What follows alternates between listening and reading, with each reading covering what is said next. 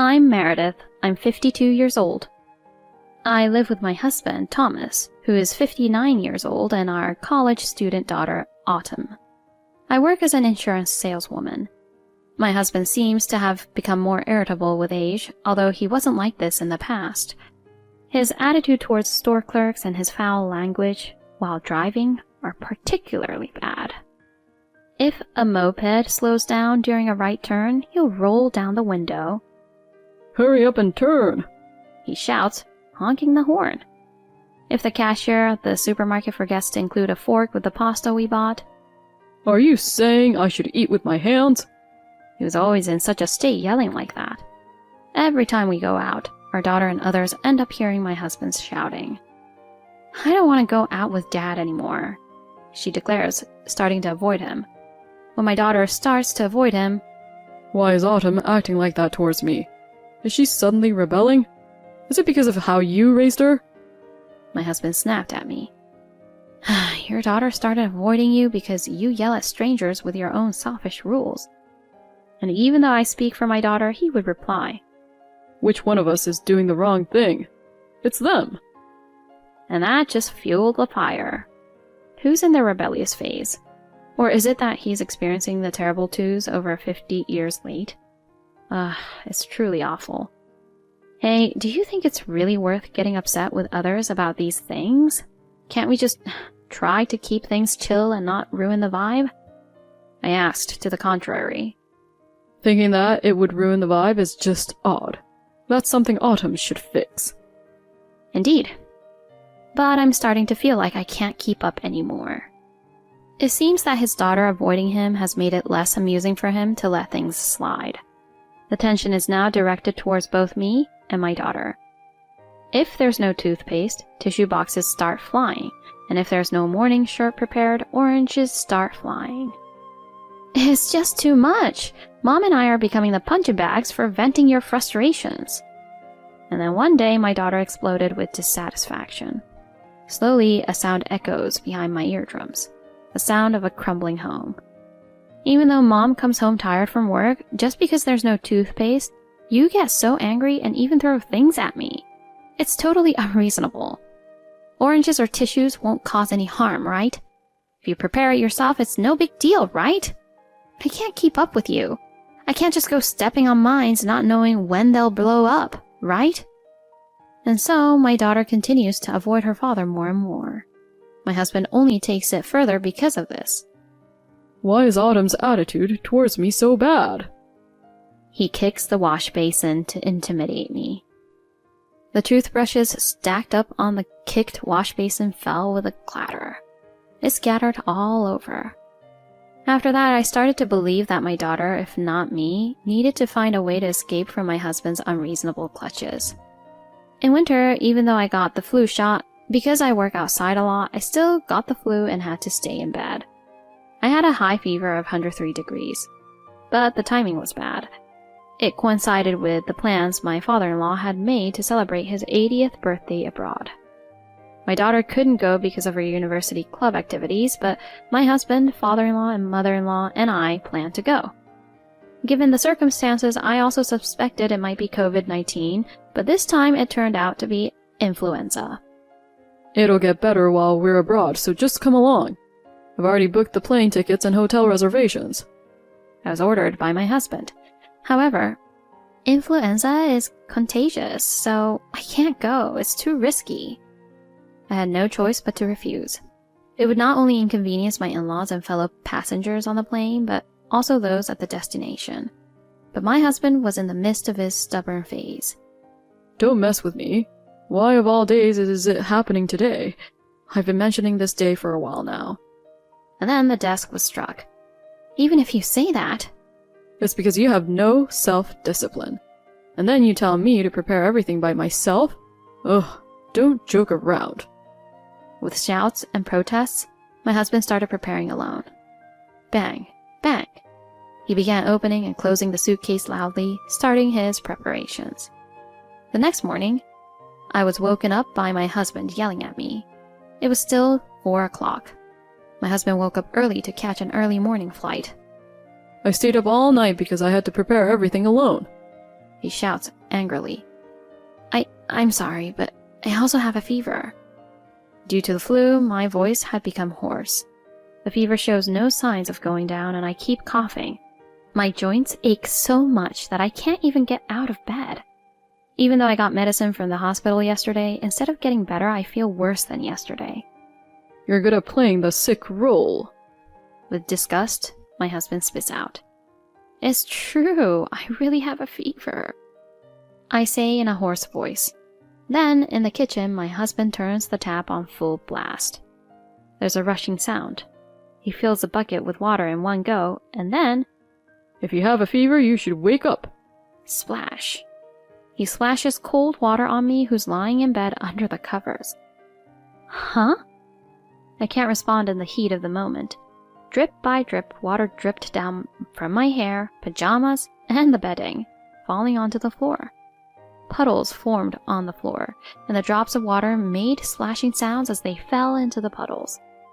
The area was soaked to that extent, and the mattress, soaked with plenty of water, made unpleasant sounds, squish, squish, as it absorbed the water. Cool your head off with it. My husband chuckled at my remark and then picked up his suitcase. Make sure everything's clean by the time I get back. That goes for both the house and your head. Let this cool you down and reflect. With a laugh, my husband left the door open and went out. The commotion woke up our daughter. What? Mom! Seeing the soaked floor, bedding, and me, she rushed over in shock. What's going on? She brought a towel and started wiping the floor and me. Between the fever, coldness, and shock from the water, my body trembled and my teeth chattered. With my teeth clattering, I spoke in fragments. I had plans. I told you about this day. To cool down the fever. To clean the house and my head before you return. How terrible! My daughter wrapped me in a towel, but even as she did, tears filled her eyes and her hands trembled. Wrapped in that towel, I thought to myself, this trip was supposed to be a pre-retirement vacation for my husband. Once my husband retired, I thought we'd eventually do what we had planned. Let's just do it now. The timing just got a bit accelerated. That's all. So I'm supposed to clean up before you come back, huh? Got it. I muttered. 3 weeks later, my husband returned. And right on time, when he was expected to arrive home, the phone rang. Since I had a hunch, I answered it. Hey, where are you right now? The volume on the phone was so loud that I wanted to move it away. I answered quietly nevertheless, in contrast to his tone. I'm at my parents' place with Autumn. Why are you so calm? He responded aggressively to that tone as well. And then, why is this happening? His voice sounded like he was foaming at the mouth in frustration. Losing words is exactly what happens in moments like this. After all of this, there was no continuation. I was told to make it clean. Instead of words my husband couldn't muster, I responded with my voice. You didn't say to make it this clean, did you? Well, I suppose I should have. But isn't it incredibly clean? I've cleared it completely. In front of my husband's eyes, where our house used to stand, there should be nothing but flat ground. Where's our house? My husband seemed breathless, sometimes at a loss for words, sometimes speaking rapidly, quite flustered. But while given that this was a sight and action that rarely happens in a lifetime, it's only natural for him to react this way. I explained to him. However, I didn't expect it to calm him down or make him understand. Originally, it was my parents' land, and I bought it under my name, right? Didn't you say that when you built the house there, you said, it's your parents' land, so the house is in your name? So I made the decision myself. It's going to be a parking lot now. So, you think that's how it's gonna be? Before he could say, are you going through with this? Well, Autumn and I are at my parents' house, so let's talk there. I told him a few words and hung up the phone. My husband came in, dragging his suitcase. Since there was nowhere to put the luggage, he naturally just brought it along. The situation being what it was, my in-laws also arrived with him. Thanks to them, our living room was packed with my daughter, my parents, my in-laws, my husband, and 3 suitcases. As soon as he arrived home, My husband didn't even bother to greet my parents. Jeez, I come back from Italy exhausted, and now this? Is this how it's gonna be? Is this meant as some sort of retaliation? But seriously, this is going too far. He started to clamor and rant and rave about it. And then Eat this. he threw what was probably meant to be a souvenir cheese. You saw everything, didn't you? I asked my in-laws, who had witnessed the entire affair. My husband himself doesn't seem to realize how inappropriate his actions are. It's become too commonplace. We've seen it all. My in-laws had no choice but to answer. But my oblivious husband continued his barrage of accusations. Huh? What are you talking about? What did you see? Truly despicable. I'll show you. What you just did, it's a seriously hurtful act, you know. Huh? What do you mean? What act are you talking about? Besides, what does that matter? We're family after all. Even within a family, there are good and bad things you can do. Saying eat this to anyone, that's not okay, right? I mean, even if it's not family, you've done it to other people before, haven't you? My daughter said. And turning to my parents-in-law, she continued, Grandma and Grandpa, help. With these words, she played an audio clip on her phone. My in-laws listened to the audio clip. By the time they finished listening, their expression had changed to one of, we have to help our grandchild. The audio clip began with the voice of my husband saying, Why isn't there any toothpaste? Followed by the sound of something flying. Ouch! My scream could be heard. Stop whining over a tissue box. I'm busy in the morning. How could you run out of toothpaste? And it ended there. My daughter tapped on another audio clip. Then, There's no clean shirt here. with my husband's angry voice, there was also a sound of things being moved. You wouldn't get a bruise from something like an orange. Do you expect me to go get my shirt from the dresser in the morning? At such a busy time? And then my daughter switched the screen of her phone from audio to image and showed a single photo. This is from the morning of the trip. There in the photo was me soaked, the floor flooded, and the overturned bucket. Oh. By the time they heard the audio and saw the photo, my in-laws were already speechless. Meredith, it was the flu, right? You had a high fever. At such a time? This child. My mother-in-law's voice trembled. While looking at this photo, I explained the situation to my in-laws. This was the morning when my fever wouldn't go down. Thomas said, I'll cool your fever down. He poured a bucket full of cold water over me. What? No. I can't believe. At this point, my in-laws could only let out screams. Amidst that, there was another voice of surprise, but for a different reason. It was my husband. What? No. Apparently, he hadn't thought he was being recorded as evidence. My daughter, trembling with fear, spoke up. I was scared. So scared that something like this would happen. I started recording. She tightly gripped her phone, her voice trembling. We're sorry that it came to this, that we didn't notice, couldn't do anything. My mother-in-law tried to comfort my daughter, looking flustered. I continued with my explanation. So, my daughter, due to the escalating nature of my husband's daily actions, started avoiding him, and him getting angry about that avoidance itself. I was considering divorce upon my husband's retirement. Huh? My husband's expression was like that of a deer caught in headlights. Divorce? It seemed like he hadn't even considered it. My husband, now in a state of panic, seemed to have lost his earlier bravado and was clinging on to me, wondering where it had all gone. Well, I didn't mean it like that at all. And besides, if things I've said or done have been tough on you all, why didn't you say something about it sooner? He starts to say. Say something about what? I've told you countless times. Every time I've said it's not something worth getting angry about and it just ruins the mood. But even then you didn't stop. I said, deciding to quietly let out all the patience I've had until now. But despite this, my husband persists. If you had said it more sternly. I sighed. I think everyone is like that. When the victim explodes, the perpetrator often doesn't realize they're causing harm.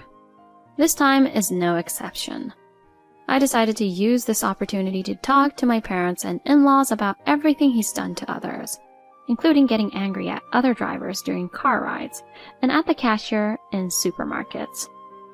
As for my husband, Did I really say such things? I don't think I did. but each time, I was there, I heard it, my daughter would say. It seemed like, for some reason, shouting made things clear for him. Even if he remembered or not, it seemed like he thought he only said a few words. As I listened to these various exchanges, I couldn't help but think. You often see people shouting at the supermarket, but I wonder if after they've done it, they forget what they said. So even then, just all these little things that I don't even remember. I mean, sure, I've piled them up, but still, it doesn't change the fact that they are all trivial, like making a fuss about small matters or going to such lengths, My husband said, bringing the conversation back. I understand that having the house cleared makes a terrifying visual impact, and it's understandable that it might shock you. However, my mother-in-law, You don't think you let it build up that much to explode? What's trivial about this? with a voice filled with equal parts anger and sadness, she squeezed out her words, causing my husband's momentum to wane. We were steadily preparing for retirement 2 months later. It's just that it happened earlier, so we could do it this soon, I said. My mother then said, She had already consulted with us, and when you two separated, she came to our house. We too had heard many stories and felt that a divorce was inevitable, and we also wanted to evacuate our grandchild as soon as possible. This proved to us that her intention had existed for a long time. My mother-in-law then said, You might think it's trivial, but this is already a grave sin. I wonder how Autumn felt about recording and taking pictures with her phone. I wonder how Meredith felt about clearing the house. To imagine the resolve you made, it feels like my heart is about to burst. Don't you even have that kind of imagination? Can't you think from others' perspectives? Even if you don't expect forgiveness, apologize. Apologize not with "I'm sorry, please forgive me," but with the meaning "I'm sorry, I won't do it again." She shouted and slapped my husband on the back. Before my husband, she put her hands on the floor. At the same time, my father-in-law also placed his hands. I'm truly sorry. My son has been terribly disrespectful. His father held my husband's head down to apologize. However, We're not getting a divorce. Don't make decisions on your own. my husband continued to say something like that. You are really something. With tears in her eyes, my mother-in-law fiercely slapped my husband's back. You must really have the heart of a demon to be able to listen to a recording like that and still feel like you're not leaving. Hearing that, I thought, when we got married, my husband didn't have such a heart of stone in him, but with age, maybe a demon has taken residence. Thinking about it, I wondered if clearing the house might make the demon leave as well. I decided to sprinkle salt in the parking lot just in case. Eventually, we ended up with a mutual divorce, but my daughter's recordings served as evidence, acknowledging the psychological distress I endured daily, so I received compensation. My daughter and I stayed with my parents for a while, then we rented an apartment shortly after. I continued working at the life insurance company as usual. I felt relieved not to experience random stressors like oranges or tissues flying at me anymore. Looking back, it was quite a stressful situation. The site of the house was turned into a parking lot, which brought in a fixed income, which I used to save a little money for my daughter's wedding. My in-laws were truly furious and never allowed my husband to enter the house, seemingly to protect their grandchild. As for my in-laws, Stay away from my grandchild and leave this town. they told my husband, and he moved far away. I didn't care if I was going to be in the dark financially as he approached retirement and had to pay alimony. A few years later, my daughter got married. My mother-in-law and father-in-law were also present at the wedding. I'm able to hold the ceremony being cherished by everyone. Our daughter looked so happy, being watched over by both sets of grandparents. My mother-in-law, father-in-law, my parents, and I were all there for our daughter. I framed and displayed a group photo of all 6 of us tightly packed together.